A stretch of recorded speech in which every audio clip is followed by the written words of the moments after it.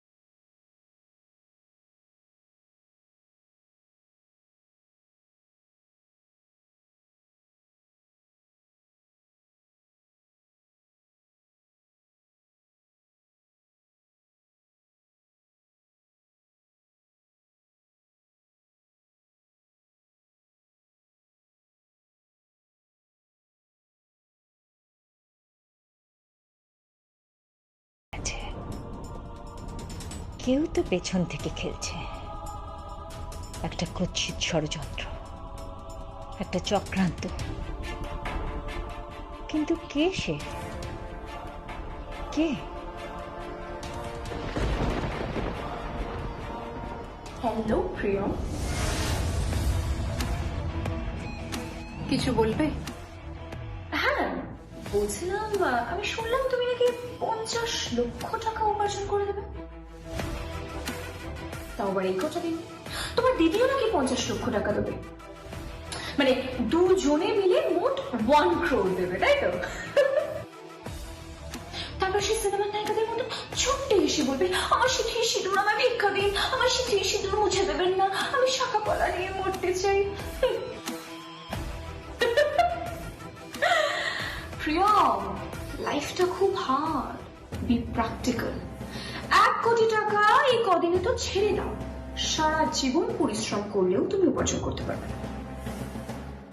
মানে আমার হবু শাশুড়ি শালঙ্কারা ব্যানার্জি তোমাদের যে টোপটা দিয়েছে সেটা অনেকটা খুলো কলো যেতে থাকবে, তুমি দৌড়াতে থাকবে, কিছুই হাতে আসবে না।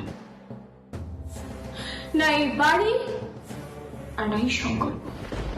তার থেকে বড় তুমি একটা কাজ করো, তুমি সংকল্পকে যে কথা দিয়েছো সেইটা পূর্ণ করার চেষ্টা করো। আমাকে বিয়ের মণ্ডপে পৌঁছে দেবে, আমাদের বিয়ের উইটনেস থাকো, মানে আমার বিয়ের বিদায়ী থেকো, এমনকি পরের দিন ভাত কাপড়েও থেকো। আমায় ফুলসজ্জার ঘরে ঢুকিয়ে দিয়ে তোমার কাজ শেষ প্রিয়। আমি আর আমার দিদি এই টাকা, যে টাকা চুরির এত বদনাম সহ্য করছি, সেই টাকা ছুড়ে দেবো এই সুভাষ ব্যানার্জির মুখে। আর তুমি যে কথাগুলো বলছিলে, আমি নাকি সিনেমার নায়িকাদের মতো ছুটে গিয়ে শাখা সিঁদুরের ভিক্ষা চাইব, সেটা চাওয়ার কোনো দরকার নেই। সেটা আমি আমার অধিকার বশতই পাবো, আইনত পাবো। কিসের আইন? তুমি তো নিজেই ডিভোর্স পেপারে সাইন করে দিয়েছো প্রিয়া। ডিভোর্স তো দিইনি সুনিধি, চায়ের কাপ আর ঠোঁটের মধ্যে কিন্তু অনেক দূরত্ব থাকে, কি তাই না? তাই নাকি? তাহলে তুমি টাকা উপার্জন করতে পারবে। 100 বার পারবো। কিভাবে পারবে? কোনো টাকাতে করবে প্রিয়ম, নাকি কোনো স্ক্যাম করবে? এত টাকা কিভাবে পারবে প্রিয়ম? কিভাবে? জীবনেও পারবে না, নেভার। এতগুলো টাকা এই কটা দিন তো বাদই দাও, সারা জীবন চেষ্টা করলেও পারবে না উপার্জন করতে। যে টাকাটা শালঙ্কারা ব্যানার্জির সংকল্পের সাথে তোমার বিয়েটা টিকিয়ে রাখতে পারে। সংকল্পর সাথে তো তোমার বিয়ে হবে না। তোমার স্মৃতিতে সিঁদুর দেওয়ার জন্য সংকল্পর হাত পৌঁছানোর আগে আমি সমস্ত টাকা জোগাড় করব। আমার প্রতি আমার শাশুড়ি মা যে বিশ্বাস দেখিয়েছে, তার মর্যাদা আমি রাখবই। প্রিয়, অ্যামাউন্টটা নিশ্চয় তুমি জানো, 50 লাখ টাকা। আর তোমার দিদি 50 লাখ টাকা, মানে মোট 1 কোটি টাকা। জানি তো। সত্যি বাবা, মানে মানুষ ছেঁড়া কাঁথায় শুয়ে লাখ টাকার স্বপ্ন দেখে, তুই কোটি টাকার স্বপ্ন দেখে। তোমাকেই দেখলাম বড় বড় কথা মুখে। এত টাকা আমি অর্জন করবো কি করে? কি করে আমি এত টাকা উপার্জন করব?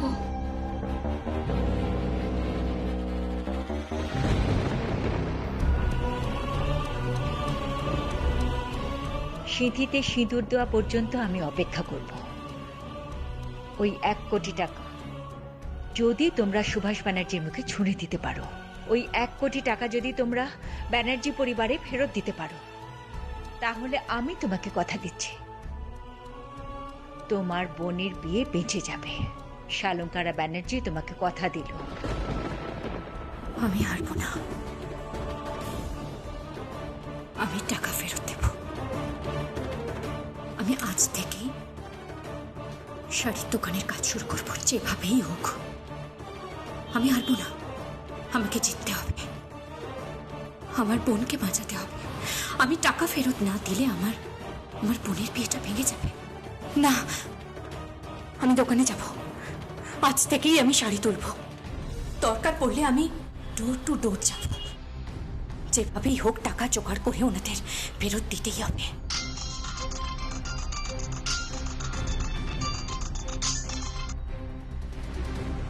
হ্যালো, এখন দোকানের দিকে যাবেন না। সুভাষ ব্যানার্জি দোকানের খোঁজ পেয়ে গেছে, বিপিনকে পাঠিয়েছে। আপনি ওখানে গেলে আপনাকে ওরা মেরে ফেলার চেষ্টা করবে। কে বলছেন আপনি? কে বলছেন আপনি? আপনি আপনি আমাকে বারবার কে ফোন করছেন বলুন তো? সব জানতে পারবেন। আপাতত এখন নিজেকে বাঁচান, দোকানের দিকে যাবেন না। কি করবো আমি এখন? আমার বোনের সামনে এত বড় বিপদ, কি করবো বলুন? হ্যালো হ্যালো,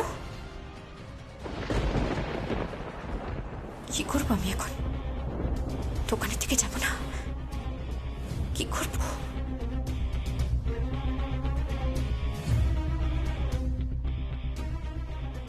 বাবা, বাবার কাছে।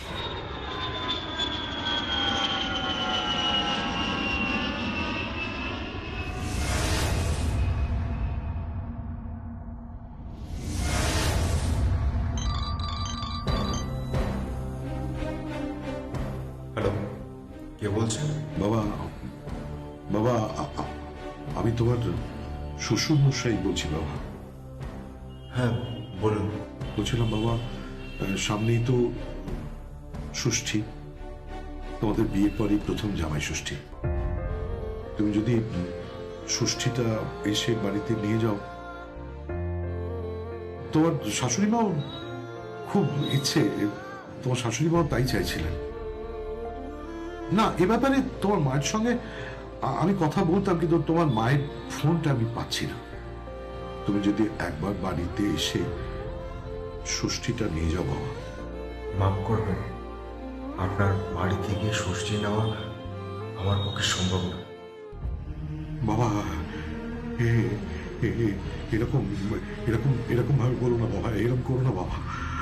আমি তোকে হাত জোর করে অনুরোধ করছি, তুমি এরকম করো না বাবা। আমার এখানে মান সম্মান সব সব চলে যাবে। প্রত্যেকটা বাড়িতে ষষ্ঠী হবে, প্রত্যেকটা বাড়ি থেকে শঙ্খধ্বনি আসবে, প্রত্যেকটা বাড়িতে শাশুড়ি মা বাটা সাজিয়ে জামাইকে ষষ্ঠী দেবেন। আর আমার বাড়িতে ষষ্ঠী হবে না, আমার স্ত্রী তো মারা যাবে বাবা। সবকিছু জানার পরেও আপনি কি করে আমাকে অনুরোধ করছেন? সংকল্প।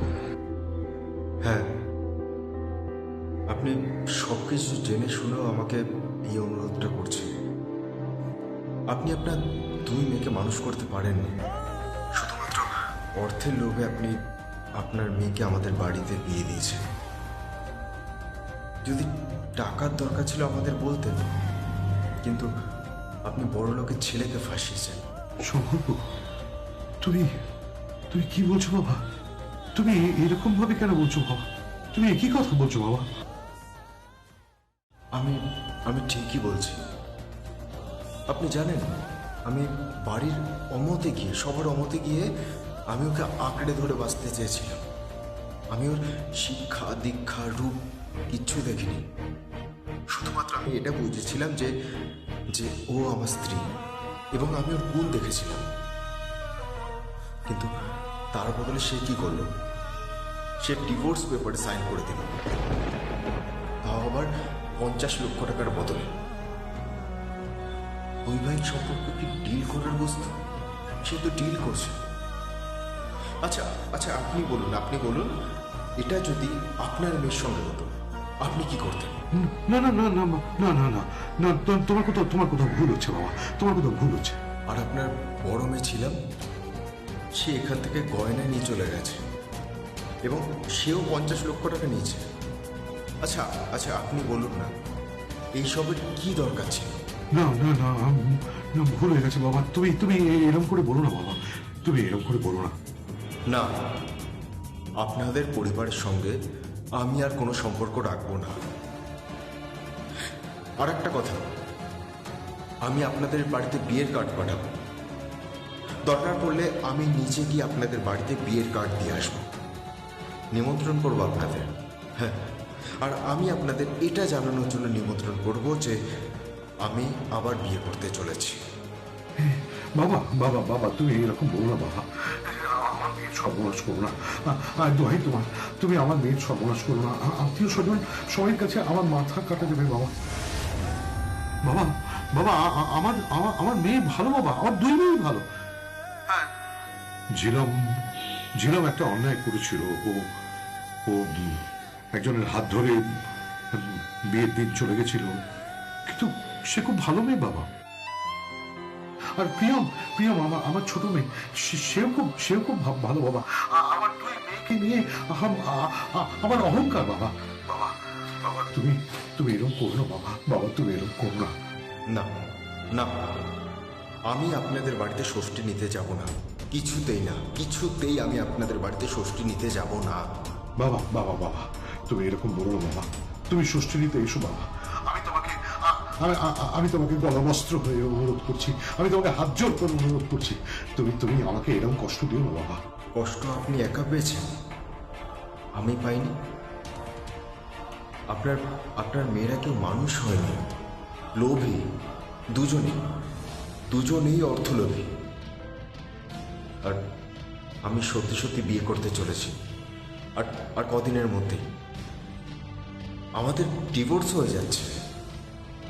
তাই আপনি ভবিষ্যতে এই বাড়িতে আর ফোন করবেন না।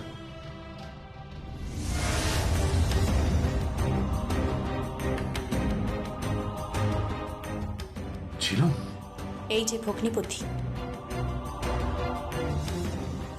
আমার মা আপনাকে ষষ্ঠী দেবে আর আপনি ষষ্ঠী নেবেন। কে? ঝিলাম, আপনার বড় শালিকা। ও, তাহলে তুমি এইখান থেকে টাকা পয়সা সব আত্মসাৎ করে ওখানে পৌঁছে গেছো? ভুল, আপনার প্রত্যেকটা কথা ভুল। আপনি প্রত্যেকটা মানুষকে চিনতে ভুল করছেন। এর জন্য একদিন আপনাকে আফসোস করতে হবে সংকল্প, আপনাকে প্রায়শ্চিত্ত করতে হবে। প্রায়শ্চিত্ত তোমাদের করতে হবে, তোমাদের প্রত্যেককে প্রায়শ্চিত্ত করতে হবে। ছিলাম আর একটা কথা, ষষ্ঠী আমি নেব না, ষষ্ঠী নেওয়ার কোনো প্রশ্নই আসে না, এটা তোমাকে জানিয়ে দিলাম। আমরা তো আপনাকে ষষ্ঠী দেবই। আমার বাবাকে অপমান করার কোনো অধিকার আপনার নেই, কোনো অধিকার নেই। একটা কথা কান খুলে শুনে রাখুন, আমার মা আপনাকে ষষ্ঠী দেবে। আর হ্যাঁ, আমার বোনের সাথে যদি কোনো অন্যায় করেন তাহলে কিন্তু তার ফল খুব খারাপ হবে বলে রাখলাম। কি করবে? কি করবে তুমি কি করতে পারো? তুমি তো নিচেই লুকিয়ে আছো। হ্যাঁ, তুমি লুকিয়ে আছো, এখান থেকে টাকা পয়সা সব আত্মসাৎ করে তুমি লুকিয়ে আছো। একজন ঠক চোর। তোমার বিরুদ্ধে আমি কি কেস ফ্রেম করব তুমি জানো? আর তুমি কতটা নিচে নামতে পারো? হ্যাঁ, তুমি কতটা নিচে নামতে পারো যে তুমি আমার মমের বিরুদ্ধে এফআইআর করেছো? এফআইআর? আপনার মাকে আপনি জিজ্ঞাসা করুন। আপনার মাকে আমি একটা সুস্থ, নিরাপদ, সুন্দর নিশ্চিন্ত আগামী উপহার দিয়েছি। কোনো পুলিশ কেস নেই, আমি সমস্ত পুলিশ কেস উইথড্র করে নিয়েছি। আমাকে ফাঁসানো হয়েছিল, আপনাদেরকে ভুল বোঝানো হয়েছিল, আর এর পেছনে কোনো একটা মাথা খেয়েছে, সেটা আপনার বোঝা উচিত ছিল। সংকল্প অনেক বড় পুলিশ অফিসার হয়েছেন, কিন্তু অপরাধী চিনতে শেখেননি। মাইন্ড ইউর ল্যাঙ্গুয়েজ ছিলাম। তুমি আমার পেশা নিয়ে কোনো কথা বলবে না। Mind your language. ঠিক আছে, ষষ্ঠী নিয়ে তো কথা বলতে পারি। জামাই ষষ্ঠী আপনার হবে, কথাটা কান খুলে শুনে রাখুন। কি হয়েছে? এভাবে রাগ করছো কেন? তোমার দিদি তোমার বাবার কাছে পৌঁছে গেছে। সত্যি? হ্যাঁ, তোমার দিদি ছিলাম ওখানে পৌঁছে গিয়ে আমাকে থ্রেট করছে, বলছে আমাকে নাকি জোর করে ষষ্ঠী দেবে। I hate you and I hate ছিলাম অলসো। তোমাদের সবাইকে আমি ঘেন্না করি। সংকল্প শোনো, একবার আমার কথাটা শোনো। কোথাও একটা ভুল হচ্ছে সংকল্প। আমি আমার শাশুড়ি মার সাথে কথা বলতে চাই। সংকল্প শোনো না। দেখা করবে তুমি? তোমার শাশুড়ি মায়ের সাথে তুমি দেখা করবে প্রিয়? হ্যাঁ দৈন্তে, মায়ের সাথে কেউ একবারও দেখা করতে দিচ্ছে না। একবারের জন্য মায়ের সাথে কেউ দেখা করতে দিচ্ছে না। আমি মায়ের সাথে দেখা করব। আমি ওনার সামনে দাঁড়িয়ে মুখোমুখি কথা বলতে চাই। মা যদি একবার বলে তুমি এখান থেকে চলে যাও, প্রিয়ম আমি তোমাকে পছন্দ করি না, তুমি এই বাড়ির বউ হওয়ার উপযুক্ত নও, আমি চলে যাব। দোয়েলদি, আমি তখন এখান থেকে চলে যাব। প্লিজ দোয়েলদি, তুমি একবার মায়ের কাছে নিয়ে চলো। আমি নিয়ে যাব তোমাকে। এসো আমার সাথে, এসো। তুমি কেন এখানে এসছো? কেন এসেছো এখানে? তোমার জন্য তোমার বোনের জীবনটা নরক হয়ে গেছে। সে কষ্ট পাচ্ছে, সে যন্ত্রণা পাচ্ছে। শ্বশুর বাড়িতে এসে লাঞ্ছিতা তোমার জন্য। তুমি একটা ইরেসপন্সিবল মেয়ে। নিজের স্বার্থ, নিজের ভালোবাসা ছাড়া তুমি কিচ্ছু বোঝো না। নিজেকে ছাড়া তুমি কিচ্ছু বোঝো না। এত বড় একটা অভিযোগ, 50 লক্ষ টাকা আর সোনার গয়না নিয়ে তুমি বাড়ি থেকে চলে গেছো। তোমার লজ্জা করে না? তুমি এই কথা বিশ্বাস করো বাবা? এই কথা তুমি বিশ্বাস করো? তোমার মেয়েরা তোমার শিক্ষায় শিক্ষিত বাবা, তারা কখনো লোভী হতে পারে? আমার বোন টাকা নিয়ে ডিভোর্স পেপারে সাইন করতে পারে, তুমি এটা বিশ্বাস করো? আর আমি টাকা চুরি করেছি, গয়না চুরি করেছি, এটা হতে পারে, তুমি কি এটা বিশ্বাস করো বাবা? বলো না বাবা, বিশ্বাস করো তুমি এটা? বেশ, তাহলে তুই বল, তুই বল আমি কি করব? জামাই বলছে সে ষষ্ঠী দিতে আসবে না, সে ষষ্ঠী নেবে না। নেবে বাবা, মাকে বলো ষষ্ঠীর আয়োজন করতে। ষষ্ঠী তো আমি ওকে দেওয়াবই, দরকার পড়লে আমি কলকাতায় যাব। কি বলছিস তুই? হ্যাঁ বাবা, দরকার পড়লে তুমি আমি মা কলকাতায় যাব। ষষ্ঠী ওকে খেতেই হবে। কিন্তু ওকে বলছিলাম, ও বলছে যে ওনাকে এবার বিয়ে করবে, প্রিয়মের সঙ্গে ওর নাকি ডিভোর্স হয়ে যাবে। হ্যাঁ বাবা, আমিও বুঝতে পারছি কিছুটা।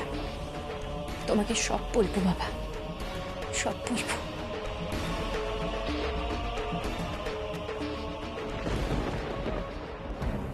তুমি? মামনি, আমি ওকে নিয়ে এসেছি। তুমি প্লিজ রাগ করো না। ও তোমার সাথে দেখা করতে চাইছিল। ও এখন কেন দেখা করতে এসেছে?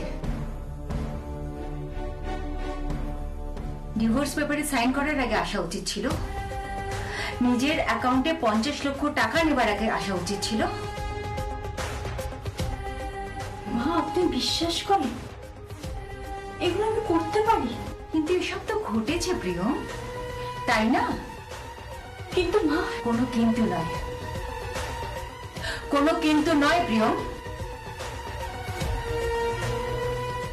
তাহলে আমি বলছি শোনো, নিজেকে নির্দোষ প্রমাণ করো, নিজেকে নির্দোষ প্রমাণ করো, তবেই তুমি এই পরিবারে ফিরতে পারবে।